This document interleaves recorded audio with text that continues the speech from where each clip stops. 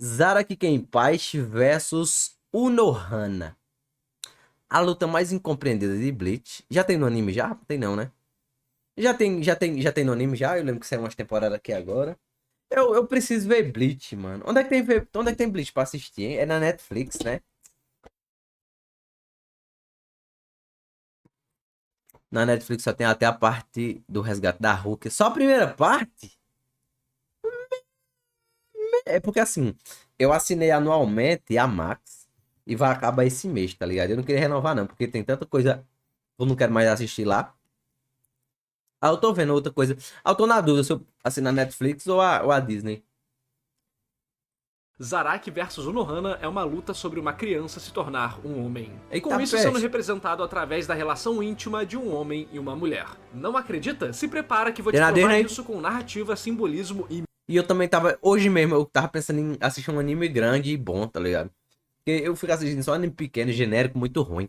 mitologia. Essa é uma luta polêmica em Bleach, seja pelo seu resultado, por seus conceitos ou pela sua execução, que abriu brechas para críticas com e sem Pra sentido. mim vai ser só Porém, o spoiler aqui. significado mais profundo dela é algo que poucos percebem, e que faz essa luta ser uma das mais, se não a mais incompreendida da obra. Incompreendida E por hoje eu vou quê? analisar ela para descobrirmos seus defeitos, qualidades e Mas incompreendida segredos. por quê, mano? Então já usa sua pressão espiritual para esmagar o dedão do like e entra pro nosso esquadrão para ver todos os vídeos que eu Né? falo de Bleach. Que Eu porra, de vou novo? dividir essa análise nas seguintes Agora etapas: que eu ouvi duas as vezes. dicas de que Unohana era poderosa e assustadora, a análise da luta e as críticas que a luta recebe. Então vamos lá para as dicas. Você não tem A problema? personagem sempre foi tratada como extremamente poderosa, e isso é repetido desde momentos menores na obra até momentos mais óbvios. Vamos listar alguns deles. No arco da Legal. Soul Society, os soldados do 11º Esquadrão têm medo e respeitam ela. Durante a obra, todos dizem que ela é uma poderosa espadachim. Até o Aizen respeita a personagem, a levando em consideração no Mas eu não sabia que ela era poderosa, não, tá ligado? Assim, eu recebi spoiler disso aí faz tempo. De que ela era a mais forte entre os capitães e os caralho. Só que, na época, eu tinha visto esse começo, tá ligado? Eu achei que a rapaziada só gostava dela porque ela era uma pessoa muito amável. seus planos. Fora que ela foi a única personagem que conseguiu identificar que tinha algo de errado acontecendo na sua society. E especificamente em relação ao Aizen. O Kyoraku e o Kitaki também sabem que tem algo estranho, o Hitsugaya percebe algumas paradas, mas a única pessoa que percebe que tem algo errado com aquele corpo do Aizen, que algo não faz sentido em tudo isso, é a Unohana. Inclusive, depois que temos a cena onde a Unohana descobre a farsa do vilão, o Aizen derrota o Hitsugaya facilmente, mas escolhe se retirar ao invés de lutar contra ela. Eita. Seja pelo tempo ou pelo poder de Unohana, Aizen Ah, julgou porra, que não peidou. seria fácil lidar com ela. ali. Peidou! Aqui no Turn Back the Pendulum, temos Peidou! Hoje em dia o Aizen ganharia da Ana Hana? Ganharia, né? Aizen ficar pelão com essa porra.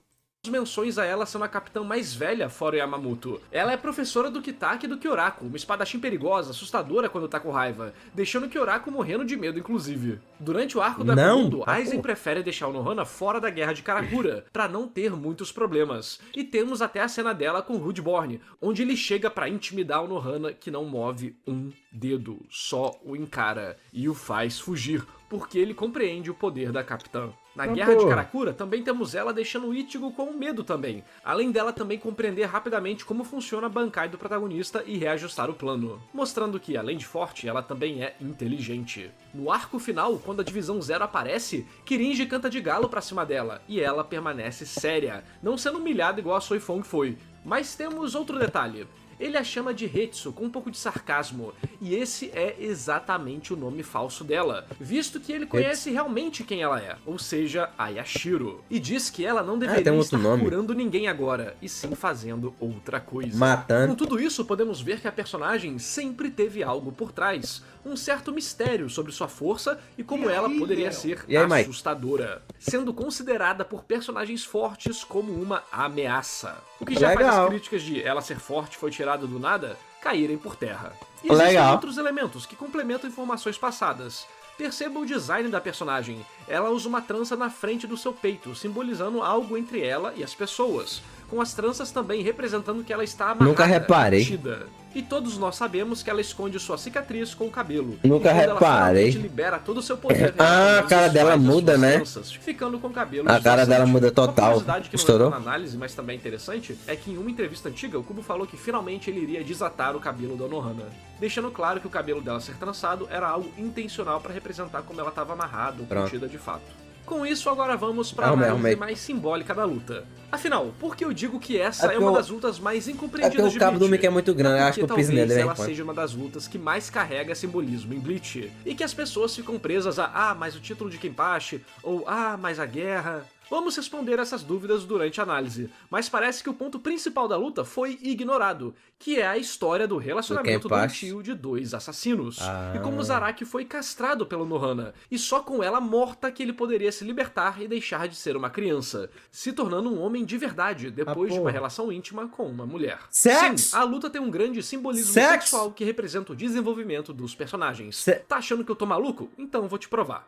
Zaraki sempre lutou por prazer. Isso é uma das coisas mais óbvias da obra. Ele faz tudo que for possível para dar vantagem pros seus adversários, porque senão as lutas não teriam graça. Sempre se segurando para que tudo não acabe rápido demais. E por que ele faz Eu isso? só vi a luta dele contra o Porque há Ichigo muito até o tempo no momento. passado, ele teve o prazer pela primeira vez ao lutar com uma mulher, com a Unohana. Ele perdeu a Machista. inocência selvagem dele, que lutava simplesmente por ser sua natureza. Ela é e essa apelona. sensação o dominou, ele queria cada vez mais. Nessa mesma luta que ele se sentiu vivo, Ela castrou ele ele como? percebeu que tudo acabaria se ele continuasse usando sua força. Porque desde criança, ele era mais forte do que ela. E foi o primeiro momento da sua vida que ele reprimiu seu poder para perder um combate.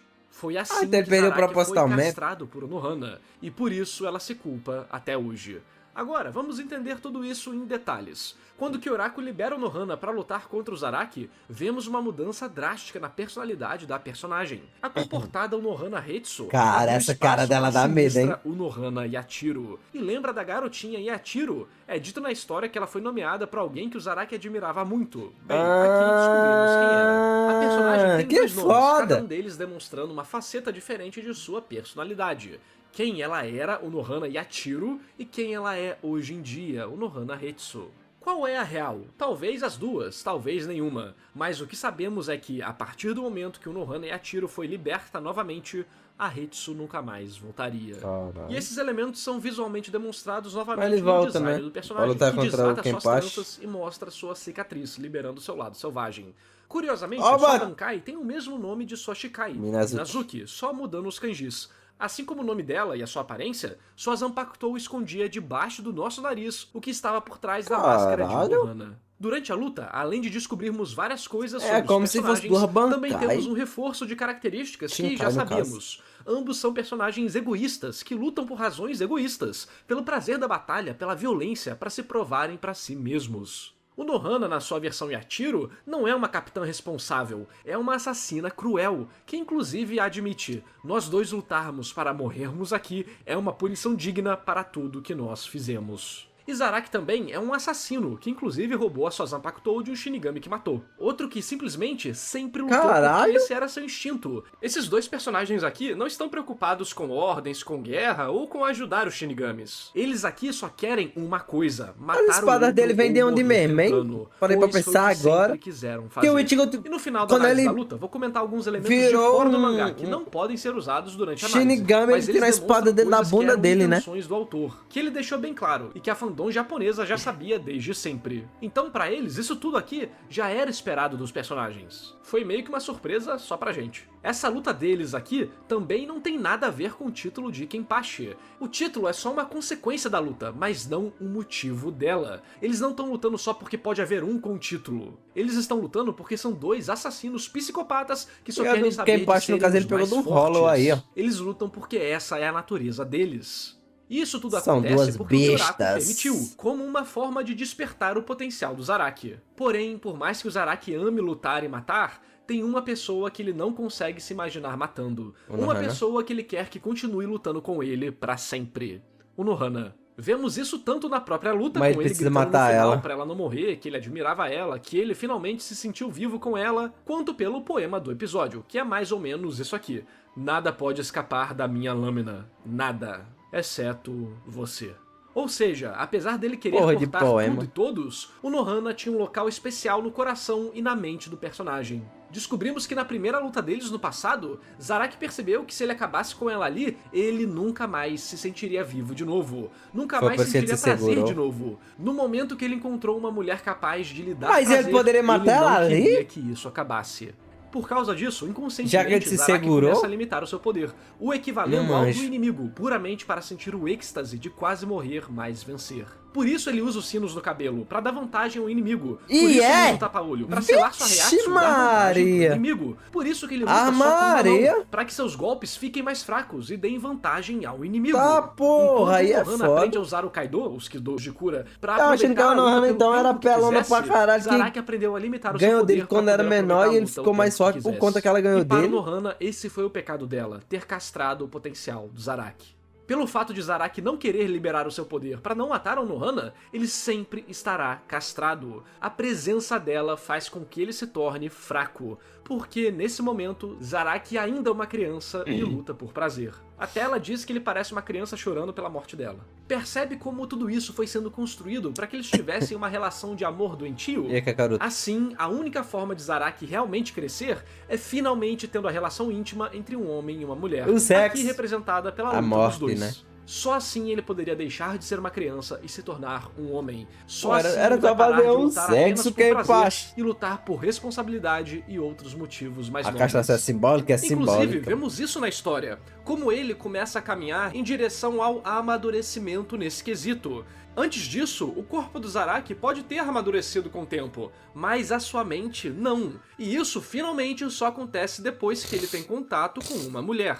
E aqui vamos para as nossas referências simbólicas Rapaz. e mitológicas. Esse conceito de homem amadurecer ao entrar em contato com uma mulher não é nada novo. Na verdade, além de ser um ritual bem comum em várias tribos antigas e até tribos atuais, Tem no Bac. fora estar associado com um garoto Tem no Bac finalmente virar também. homem de verdade na nossa Cara, fica sociedade muito foda até depois hoje, de fazer esse é um vários acontecimento sexos. registrado na história mais antiga que foi escrita e encontrada pela humanidade, a epopeia de Gilgamesh.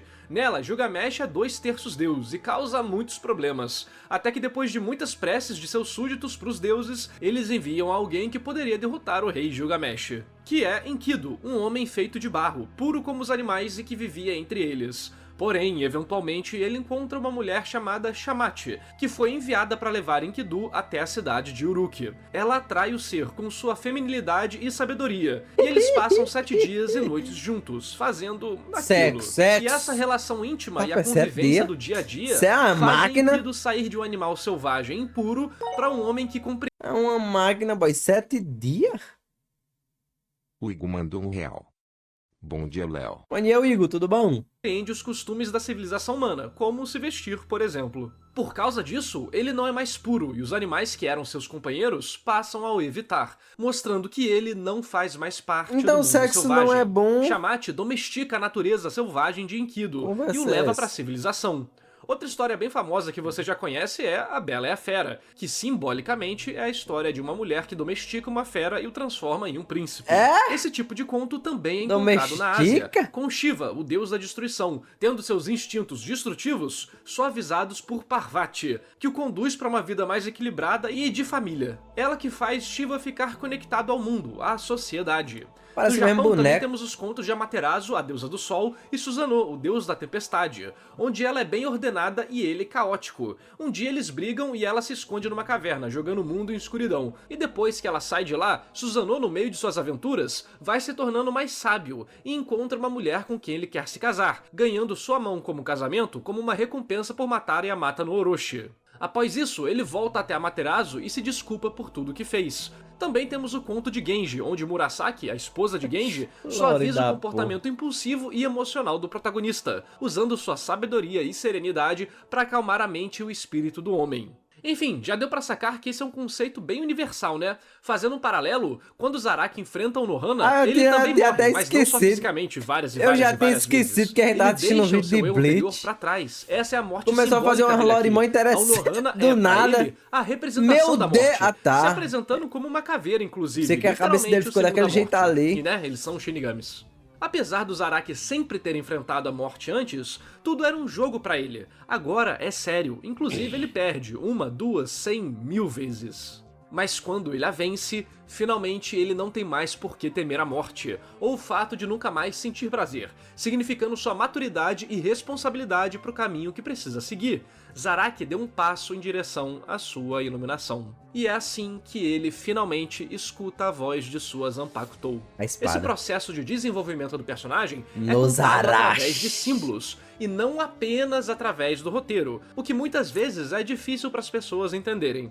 Só que, ao invés de acontecer exatamente da mesma forma que nesses mitos, Ele já sabe o nome da Bankai dele? impedido de ter a relação com a mulher inicialmente. Ao perceber que nunca mais sentiria aquele prazer de novo, ele se impede de chegar ao final da luta e é derrotado ao se segurar. Por isso, até ele a enfrentar de novo e finalmente a matar, ele não será capaz de lutar com tudo e se tornar mais forte. Ele precisou voltar àquela mesma situação e consumar sua relação com Nohana, para que finalmente ele pudesse sair do estado eterno de uma criança mimada que luta apenas por prazer, para se tornar um adulto que luta por motivos maiores, finalizando o ciclo da mulher que civiliza o homem. É legal esse desenvolvimento. Vamos ver as próprias páginas do mangá. O Nohana disse que não pensava que encontraria esse prazer ao lutar contra uma criança, que foi a euforia que Calma o aí! E essa frase é dita justamente com ele perfurando ela com sua espada. Mesmo na cicatriz, narrador, você tá forçando a barra. Ela abre os braços, querendo E aí, receber o Rick? golpe. Zaraki diz todo esse tempo que esteve dormindo, sonhando em fazer isso com Esse ela. quadro em colorido Que ele é achou bonito, que hein? essa sensação não tinha um nome, mas que isso que era a verdadeira batalha. Com o quadro focando nos lábios da Nohana, ela diz: "Adeus, você é o único homem no mundo que me trouxe prazer." E essa frase é dita enquanto Zaraki penetra seu peito com sua espada, no mesmo lugar que ele havia deixado a cicatriz antes. Olha, aqui existem algumas traduções que dizem que me trouxe alegria. A palavra é Yorosokobe, e apesar dela não ter um significado explicitamente sexual, pode ser usado nesse contexto dependendo de como a pessoa tá falando. Seria tipo a alegria de uma euforia, sabe? É mais um truque de palavras. A metáforazinha. Também temos a passagem dizendo que é um prazer morrer após cumprir seu propósito. Em português, nessa scan, tá diferente, e na real, existem várias versões das traduções de Bleach. De qualquer forma, o significado geral é esse, dela se sentir bem por ter feito o que fez. Aí, E juntando meu com parceiro. todo o contexto que conversamos, dá pra entender como ela nutria uma relação estranha com ele. A luta Assim, Zaraki finalmente se liberta de suas compreendida por conta amarras do e evolui, sexo sendo com capaz a de escutar luta a em sua própria si? Zanpakuto, que tem uma voz feminina.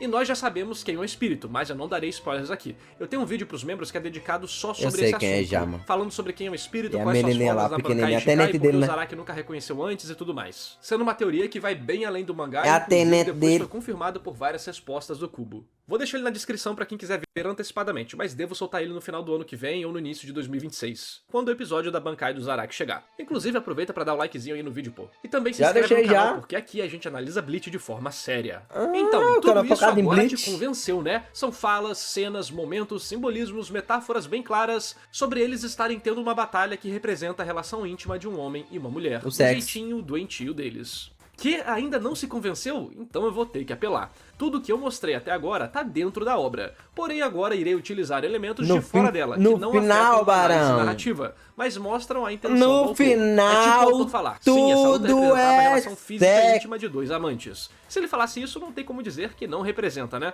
Porém, ele nunca falou isso diretamente. Existe uma peça de teatro de Bleach onde o Kubo fez questão de escrever certas cenas. Todas elas cenas de interação do Zaraki e da Unohana. Ela acontece logo depois do Zaraki ser derrotado, e no musical ele canta uma música se referindo a um certo você, que agora sabemos que é a Unohana. O mesmo vale pra interação deles, onde a Unohana não reconhece a legal. força do Zaraki ainda, dizendo Muito que ele legal. é fraco. A mesma coisa que ela diz nessa luta. Ela prepara umas flores num jarro e Zaraki pergunta qual o nome delas. E o Nohana diz pra ele dar um nome e depois contar pra ela. E o nome das flores que ela entrega pra ela em japonês é Yashiro, que é o nome original de Unohana Hetsu. E também o nome que ele dá pra garotinha que ele encontra na floresta que vira a sua tenente. E que também é aquele negócio, né?